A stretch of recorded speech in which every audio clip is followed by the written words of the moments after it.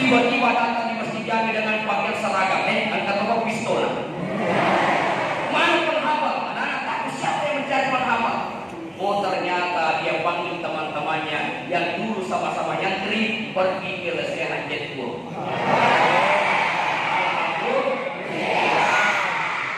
Itu sebuah kebanggaan. Siapa yang jadi imam? Polisi. Dia hafal Al-Quran 30 juz. Dari mana? Masjid Jami. Alhamdulillah. Coba lihat tadi Ustaz Yufudi, suaranya mantap baca surah Yasin. Di sini. Itu luar biasa kan? Dari puluhan menggunakan hijab, pakai jilbab. Luar biasa. Dakwah itu bukan hanya di mimbar, tapi dakwah itu dengan pakaian. Sampai saya pernah menyampaikan bahwa anak saya pun ingin jadi polisi. Kenapa ingin jadi polisinya? Karena yang asal polisi, yang imam polisi, makmumnya polisi. Di mana dia salah? Di Polres. Imam polisi semua di situ. Ya. Hadirin yang mulia ya Allah. Nah, tema kita bagaimana menciptakan situasi yang aman, situasi yang damai, situasi yang sejuk. Tidak ada radikalisme. Nah, anak-anakku tahu radikalisme. Pernah dengar istilah itu? Radikalisme adalah suatu ide atau gagasan dan paham yang ingin merubah, yang ingin melakukan perubahan terhadap sistem sosial dan sistem politik dengan cara kekerasan. Kenapa tahu? Oh, tidak ada apa lain. Saya baca apa itu radikal? Oh, baca Google. Apa radikalisme menurut pandangan Islam? Oh, ternyata ide, gagasan, paham untuk melakukan perubahan sosial dan perubahan sistem, perubahan politik yang secara spontan. Karena tidak bisa menunggu lama, maka dia lakukanlah teror. Karena tidak bisa menunggu lama, maka dia lakukanlah tindakan-tindakan kekerasan. Ingat Rasulullah SAW mengajarkan kedamaian, betul? Apakah Nabi pernah marah? Nabi pernah marah atau tidak? Selalu orang maka dan tidak pernah. Saya ulang, Nabi itu pernah marah atau tidak? Orang sedih kayak gini, udah selesai. Nabi ketika ditanya, nasihatlah aku ya Rasul, la taqdab, jangan marah. Apalagi la taqdab, jangan marah. Apalagi la taqdab, jangan marah. Apakah Nabi pernah marah? Ketika dirinya yang dihina, ketika pribadinya yang dicaci, Nabi tidak marah. Tapi ketika Nabi mendengar bahwa di sana ada orang kafir mengganggu wanita muslimah yang akan berangkat sholat di masjid berjamaah, lalu kemudian mereka merusak kehormatannya, Nabi tahu. Nabi memimpin pasukan untuk memerangi orang-orang yang mengganggu itu. Alhamdulillah. Jadi kalau Nabi pribadinya dicaci tidak marah. Cuma kalau kita kok baru pulang dari pengantin, begini hatiku tahu sakit sekali hatiku dibikin dia. Banyak membuat sakit hati itu siapa? Kau yang punya hati, hatimu pun di dalam, tidak ada yang tahu, tidak ada yang lihat. Andai kau bilang tanganku sakit dipukul, ya memang orang melihat tanganmu, memang melihat tanganmu dan bisa dipukul. Tapi hatimu yang sakit, ibu matolong berdiri hatimu. Kenapa? Kau datang di pengantin, kau tidak duduk di depan, sakit lagi hatimu, ibu matolong berdiri hatimu. Bukan siapa-siapa. Maka Nabi mengajarkan, sehingga Bapak Ibu anak-anakku sekalian, kalau ingin menciptakan kedamaian, ingin menciptakan rasa aman, satu kuncinya ayat Al-Quran, Qul in kuntum tuhibbunallaha fattabi'uni yuhibbukumullah. Katakanlah kalau ingin kamu dicintai Allah, maka ikutilah. Siapa yang diikuti? Siapa yang diikuti? Rasulullah. Apakah Rasulullah orangnya kejam? Tidak. Rasulullah membawa kedamaian. Makanya kata Nabi SAW, Man ahabbani, siapa yang mencintaiku, kana ma'i fil jannah, maka dia bersamaku di dalam surga. Apakah kita semua cinta kepada Nabi?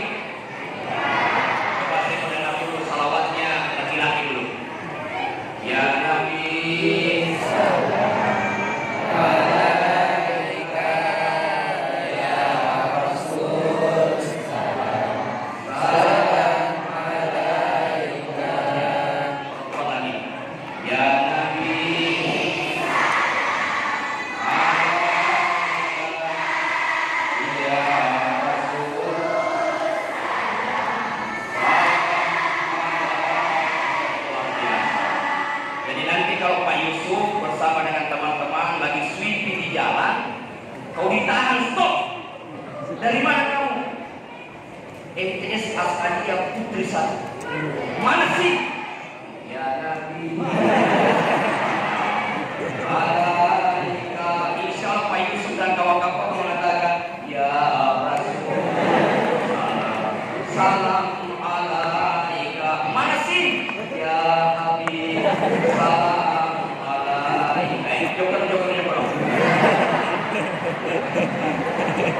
Boleh dicoba Pak. Tapi sampai lagi di sana, bukan lagi Pak Yusuf, temannya lagi di demo. Halo, ada anak santri itu tidak bisa saya tanya karena selawatnya. Sampai lagi di sana, ditahan lagi.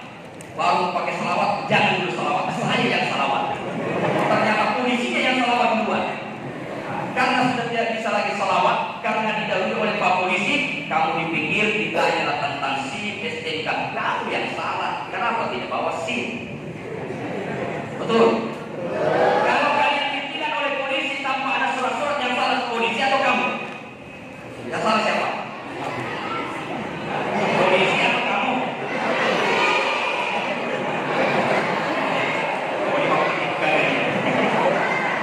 Yang salah kamu. Belum cukup umur santri MTS, belum cukup umur dapat SIM, sudah melapor sama bapaknya. Bapaknya pun karena kasih sayang terhadap anaknya, dipaksa lah naik motor, ditilang lah dia. Mumpung kalau ditilang, kalau ketabrak kau yang mati. Betul? Jadi dalam berlalu lintas pun ada kedamaian, ada kesejukan. Saya penceramah dapat lampu merah, berhenti. Kiri kanan tidak ada orang, di depan pun tidak ada. Polisi saya lihat kiri kanan di kaca spion juga tidak ada. Saya tak mengganggu. Terubawa no, deto gak bisa kok. Tapi makanya hatiku tampil kamu dan bisa ke polisi dan penatilan kak. Makanya dari itu nama ceramah itu tuh melanggar. Sama teman saya yang berangkat khutbah Jumat tidak pakai helm, ditahan. Mau apa saya buru-buru? Tidak ada kata-kata buru-buru. Ini sudah setengah 12, sudah masa. Saya suruh terlambat berangkat. Kau berhenti dulu. Kenapa tidak pakai helm? Mohon maaf karena soko saya ini lebih kuat daripada helm saya. Macam mana ini melawan polisi? Lebih kuat mana helm daripada soko? Lebih kuat soko saya. Saya tanya ini, lebih kuat mana helm daripada soko? Oke, soko. Apa buktinya? Dibanding sokonya tidak pecah. Dia banding helmnya pecah. Mana lebih kuat soko daripada helm? Kemudian menabrak beton, yang kuat songkok mana apa helm? Gagalkan songkoknya, tabrak tembok. Ternyata yang pecah bukan songkoknya, tapi kepalanya. Siapa suruh melanggar? Jadi ciptakanlah kedamaian, jangan ngebut di jalan. Saya saja kalau dapat anak ngebut, saya bukan polisi lintas, tapi agak sedikit marah. Kenapa ini? Selalu buru-buru. Sejuklah, damai, aman. Itu dalam berlintas, apalagi dalam bernegara. Anak-anakku sekalian, sekarang media sosial luar biasa. Kapan ada suatu gambar, suatu berita yang kau yakin bahwa ini tidak ada manfaatnya, tidak usah kau bagikan. Betul? Tapi kalau macam ini Polres Wajo mengadakan ketuk masih upload. Naikkan di Facebook, naikkan di WA. Tapi ikut jambang di telepon.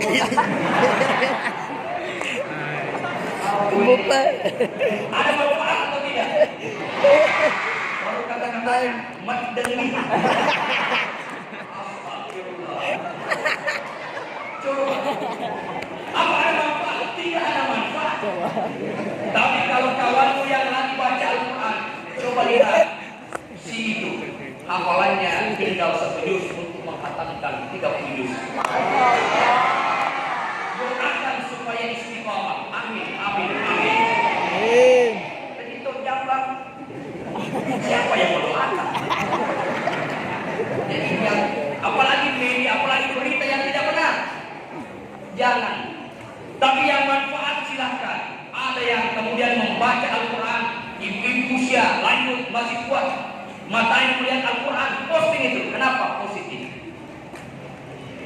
Cuma ada juga yang hafalannya belum tentu sampai, sudah dikatakan sampai di posting alhamdulillah sudah hafal 30 juz. Jangan juga seperti itu.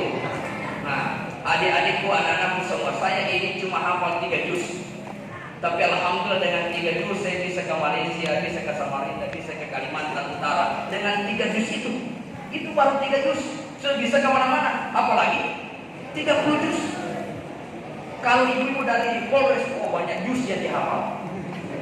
Apalagi kalau saya akan ada juz avokat, ada juz, banyaklah juz.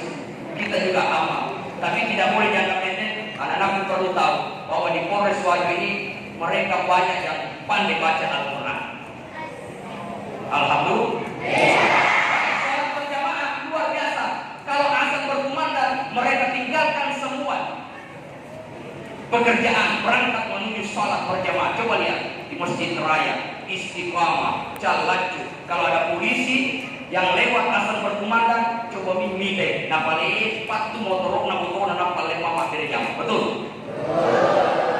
Yang kedua, Polres Wajo ini membesar. Kalau nanti kita makan contoh baru dia hadir, alina tuh pajaran kita. Dia yang bayarkan itu. Nanti kalau ini, makanya nanti ada penghafal supaya mudah ditandai penghafal, perbaiki sokonya. Pakai baju gamis, pakai surban, bawa Al-Quran, pergi makan contoh. Tunggulah anggota Polres Wajo yang makan di situ, insya Allah dia bayarkan itu. Alhamdulillah. Persoalannya dari pagi dia tunggu sampai sore belum ada yang datang. Lesno. Nah, saya ingin kembali. Jadi ingin menciptakan kedamaian kembali kepada Nabi. Maka cintailah Rasulullah dengan cara apa? Satu, memperbanyak salawat kepadanya.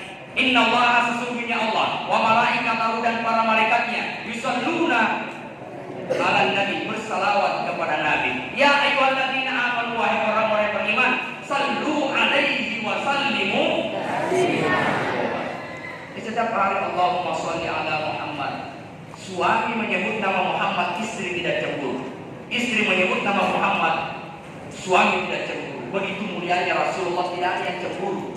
Muhammad, Muhammad, ya Rasulullah, ya Muhammad, assalamu alayka ya Habiballah, wahai kekasihku Muhammad. Tidak ada suami yang cemburu dengan istri yang menyebut kekasihku Muhammad. Coba kalau mengatakan kekasihku betul, maka istri akan cemburu. Apalagi kalau ada laki-laki mengatakan kekasihku induk cenik, itu juga akan cemburu. Sampai-sampai ada ibu-ibu karena sudah sering menyelis saling, lalu diamalkanlah asmaul husna, ya Latif, ya Latif, ya Latif, ya Latif. Suami marah-marah, kenapa Pak Latif selalu sebut? Oh, ternyata tetangganya adalah Pak Latif. Ya Latif itu asmaul husna. Karena tidak mau dikalah, dia juga baca ya Nur, ya Nur, ya Nur. Cemburu juga karena tetangganya di seberang namanya Nur Hayati. Supaya kau tahu artinya itu. Hadirin yang dimuliakan Allah, satu salam. Yang kedua, kalau ingin dicintai oleh Nabi, cara kita mencintai Nabi, jaga warisannya. Apa warisan Rasulullah? Ada 3. Berapa warisan Nabi? 1. Warisan Nabi adalah Al-Quran. Alhamdulillah, Polres Wajo memberikan Al-Quran. Siapa yang menyedekahkan Al-Quran, lalu Al-Quran ini kemudian dibaca, walau mereka yang menyumbangkan sudah meninggal 10 tahun, 20 tahun, 50 tahun yang lalu, tapi Al-Quran itu masih terus dibaca, maka mengalirlah pahalanya kepada mereka yang telah menyumbangkan. Alhamdulillah. Ini baru 10, apalagi dari kota ciri-ciri matu nalako. Amin. Amin itu. Kenapa? Karena itu pahalanya Al-Quran. Ibu-ibu mungkin memasak di rumah, tapi dia transfer dapat pahala dari Al-Quran. Dari mana? Al-Quran yang disedekahkan. Makanya Al-Quran itu penyejuk jiwa. Wa nunazzilu minal Qur'ani ma huwa shifaa'un wa rahmah. Bagaimana Umar bin Khattab yang tegas, yang kemudian membantai orang-orang yang dibencinya, Tapi dengan satu surah Toha, dia sadar dengan surah itu. Nabi Toha. Jin yang kemudian sadar akan keislaman juga membayar Rasulullah. Kenapa? Karena Al-Quran seandainya diturunkan kepada gunung, maka gunung itu akan hancur. Luar biasa Al-Quran. Maka berbanggalah anak-anakku yang masuk di masjid ini. Kenapa? Jaminan Nabi, ahlul Quran, ahlullah. Siapa yang ahli Al-Quran, maka dialah keluarganya Allah. Maka jangan keluar dari masjid ini sebelum hafal 30 juz. Jangan cuma juz 30. Saya dulu ditanya, Pak Ustaz, hafal 30 juz ya? Alhamdulillah, juz 30. Yang beda sedikit, 30 juz 30. Ada teman saya cuma 2 bulan, alhamdulillah hafal. Cuma 2 bulan. Hafal alhamdulillah. Apa itu alhamdulillah? Al-Fatihah. Jadi cuma 2 bulan, alhamdulillah hafal. Apa yang dihafal? Ya, alhamdulillah. Cuma 2 bulan. Apa itu Al-Fatihah? Saya ke pengantin, ada orang ditanya, coba kamu baca Al-Fatihah.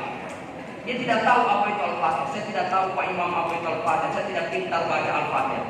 Oke, kalau tidak bisa Al-Fatihah, coba baca Alhamdulillah. Alhamdulillah baca, lancar. Cuma dia tidak tahu mana Al-Fatihah, mana Alhamdulillah. Kalau nama saya Usman Al-Fatihah. Tiba di Sewek dikenal dengan Usman Alhamdulillah. Kenapa dirubah? Karena Alhamdulillah katanya sama dengan Al-Fatihah.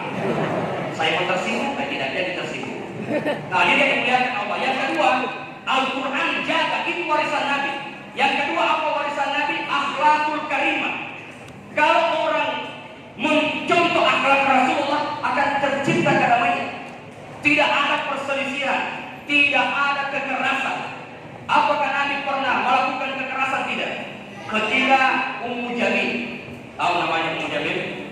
Ummu Jamil itu istrinya Abu Jahal, istrinya Abu Lahab. Karena turun ayat Tabbat siada Abi Lahabin wa tab dan seterusnya, yang kemudian menjelaskan bahwa Abu Lahab dan istrinya itu membawa kayu bakar api neraka yang kemudian membakar dirinya sendiri dalam neraka. Dia tersinggung, Muhammad membuat syair tentang saya, padahal itu syair, itu adalah ayat. Datanglah dia cari Nabi. Pada saat itu Abu Bakar bersama dengan Rasulullah. Abu Bakar di sebelah kanan, Nabi di sebelah kiri. Datanglah Ummu Jamil. Wahai Abu Bakar, mana Muhammad? Dia pegang batu. Kenapa kau cari Muhammad? Saya ingin melempar kepalanya dengan batu ini. Saya ingin menghancurkan dia. Padahal Nabi berada di dekat Abu Bakar. Dia tidak bisa melihat Rasulullah.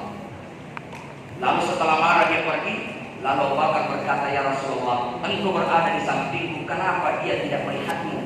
Apa kata Rasulullah? Allah telah membutakan orang jahat yang punya niat tidak baik untuk melihatmu. Aku diselamatkan oleh Allah. Nah, jadi Pak Guru Kepandungan lainnya Pak Mahmud Rahman, Mufati sudah jadi di kepolisian. Tapi sering juga saya baca kalau ada swiki, saya baca itu. Salah satunya waja'alna min baini aydihim saddan wa min khalfihim saddan fa aghshaynahum. Kata Nabi tadi hanya menawas sebentar, kalau sampai ayat pahum maka pejamkan mata pahum. Tapi jangan lama-lama nanti tertabrak. Pahum la yusirun, maka mereka tidak akan melihat. Swipi tidak pas saya baca. Waja'alna min baini aydihim saddan wa min khalfihim saddan fa aghshaynahum la yusirun. Saya lewat. Tetap kayak pelempar. Mana sih? Mana Zeka? Ini Pak. Mau kemana? Pakai songkok. Saya mau ceramah di sana. Siapa yang undang? Bupati Sindang. Oh, silahkan lewat. Tapi bukan karena bupatinya dia lewat, karena SIM saya lengkap, karena STK saya lengkap. Saya pasang sabuk, bukan sabuk kelapa, sabuk pengaman. Amanlah kita. Tiba-tiba ada lagi karena dia mengamankan itu, dia baca di balik Pak Pitikkan ayat Al-Quran yang salah, bukan ayat yang salah, kau yang tidak lengkap. Makanya jangan pakai ayat Al-Quran untuk segala sesuatu yang jelek. Dua, cara mencintai Nabi adalah dengan mencontoh akhlaknya. Bagaimana akhlak Nabi? Suatu ketika Nabi SAW melewati seorang kakek. Tahu namanya kakek? Ada kalau Pak Kapolres, Pak dari kita ini masih muda semua ini. Pak Aris saja masih muda. Selama Eko Racing terus meningkat penjualannya. Bagaimana akhlak Nabi Shallallahu Alaihi Wasallam? Suatu ketika ada kakek-kakek yang dia temui di tengah jalan. Sang kakek tidak bisa lagi mengangkat kakinya karena tua. Lalu Nabi menawarkan bantuan, wahai sang kakek, bagaimana kalau aku menggendongmu sampai di rumahmu? Allah kan ada di sini. Sudah lama aku berada di sini, belum ada pemuda seperti kamu yang ingin menolong saya. Maka Rasulullah Shallallahu Alaihi Wasallam kemudian menggendong kakek tadi. Nah, Reni sambil kemudian dia digendong oleh Rasulullah, si kakek mengatakan, wahai anak muda, bagusnya akhlakmu.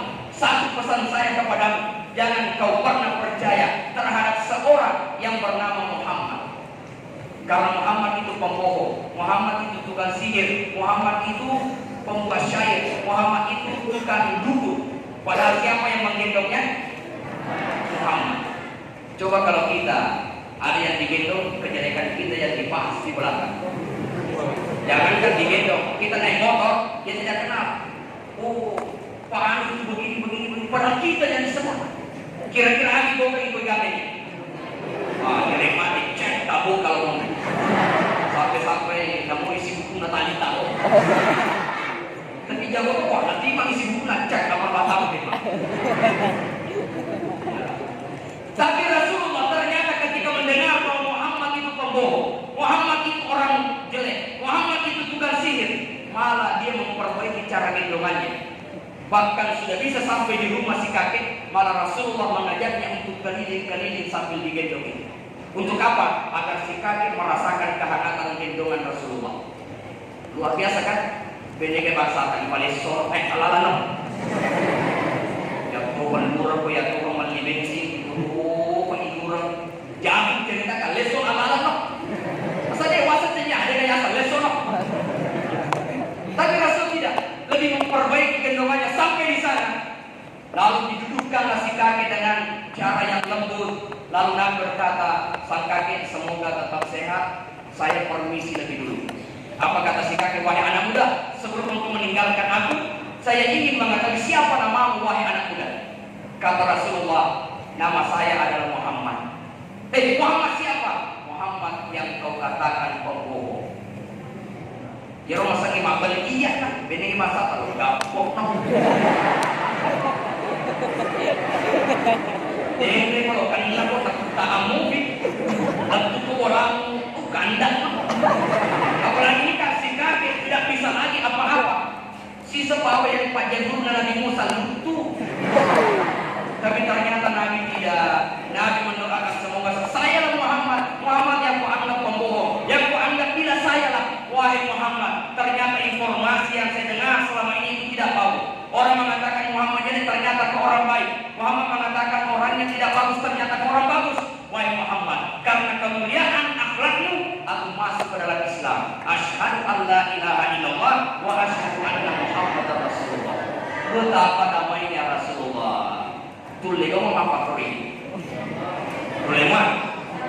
Rasulullah ketika suatu hari datanglah dia salat berjamaah, tapi ketika dia keluar dari rumahnya, lecas kita.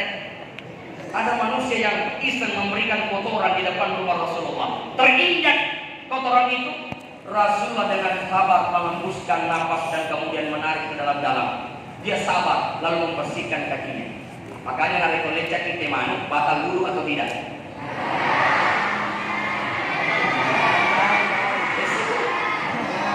Kalau injak tai ayam, batal dulu atau tidak? Tidak batal. Makanya kalau menginjak atau menyentuh ayam tidak batal dulu. Tapi bagaimana caranya? Sebelum sholat bersihkan itu. Tanpa wudhu pun sudah sah sholatnya, karena menyentuhnya itu bukan membatalkan dulu. Itu makanya anak perlu tahu. Perempuan disentuh menurut Imam Syafi'i batal wudhu atau tidak? Menyentuh teh ayam batal atau tidak? Lebih mulia mana teh ayam daripada ayam? Perempuan disentuh batal wudhu. Teh ayam disentuh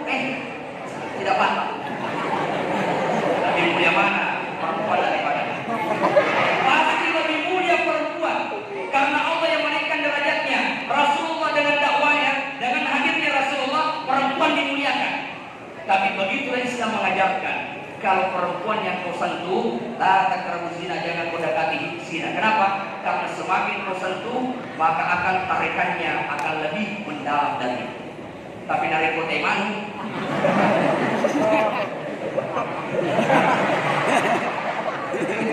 apa-apa. Nanti ini kalau usah keluar, kamu pun narik kalau dia lebih memang. Semakin dia apa-apa sedih. Tidak mungkin. Itu Islam mengajarkan. Makanya inna sholata tanha 'anil fahsya'i wal sesungguhnya sholat mencegah perbuatan keji dan munkar. Keji itu artinya seksual. Al-munkar itu non seksual. Itu yang mudah dipahami. Apa maknanya? Kalau orang bagus sholatnya, maka dia akan menjaga harga dirinya dari perbuatan maksiat yang berupa seksual dan sesuatu yang tidak berbau seksual. Contoh, ada orang tidak mencuri, tidak suka memukul orang, tidak suka mengambil haknya orang, tapi melihat wanita cantik, pusing tak tahu. Malu ada matanya. Memang dia tidak mungkar, tapi dia al-fahsya. Sampai dia sudah punya istri, ini HP-nya selalu dikunci nomor passwordnya. Istrinya mengatakan, mana HP-nya Pak? Oh jangan sentuh, itu bahaya. Kenapa bahaya? Karena takut ketahuan. Ini namanya al-munkar, dia mampu hindari, tapi al-fahsya tidak. Tapi ada juga orang, dia terhadap perempuan dia tidak gila-gilaan, dia menundukkan pandangan ketika ada cewek yang lewat, tapi suka mengambil sandal orang. Suka makan di kantin tapi tidak pernah membayar. Suka mencuri indominya teman sasrawan. Nah itu namanya al-fahsya, dia tidak lakukan, tapi al-munkar dia lakukan. Maka kalau orang sholatnya bagus, akan damai, perasaannya akan sejuk, karena dia mampu menghindari dirinya dari al-fahsya dan al-munkar. Inilah Rasulullah, menginjak kotoran dibersihkan, 2 kali menginjak lagi dibersihkan, 3 kali menginjak lagi dibersihkan, sampai hari keempat Nabi dengan hati-hati keluar dari rumahnya. Kok tumben, kenapa tidak ada kotoran? Dia cari tahu kemana orang yang selama ini menaruh kotoran di depan rumah saya. Nabi dapat informasi kalau orang tersebut saya. Malah saya sakit, seandainya macam kita, lemah kering, mualaf. Lupa, siapa suruh? Itulah doa selama ini, doanya sih. Akhirnya Nabi cari tahu, sakit ya Rasul, pulanglah ke rumah wahai Aisyah, apakah kau memiliki kue? Ada ya Rasul, bungkuskan. Dia bungkuskanlah kue, datang kepada orang tersebut, dia ketuk pintulah Rasulullah. Assalamualaikum, tentu tidak jawab karena ini bukan Islam. Siapa di luar? Saya Muhammad. Muhammad siapa? Langganan kamu. Langganan apa? Biasa di depan rumah. Oh, dia tahu Muhammad yang datang. Masuk ke Rasulullah, dia khawatir. Marah Muhammad, pasti dia akan membalas. Pasti dia akan mencelakai saya, pasti dia akan memukul saya. Ternyata Nabi datang dengan penuh kedamaian. Wahai saudaraku, aku datang membawakan kue. Walau aku tahu kau lah yang selama ini memberikan kotoran di depan rumah saya. Aku balas dengan kebaikan. Aku doakan kamu. Itulah Rasulullah. Jadi ibu-ibu yang hadir, pun kata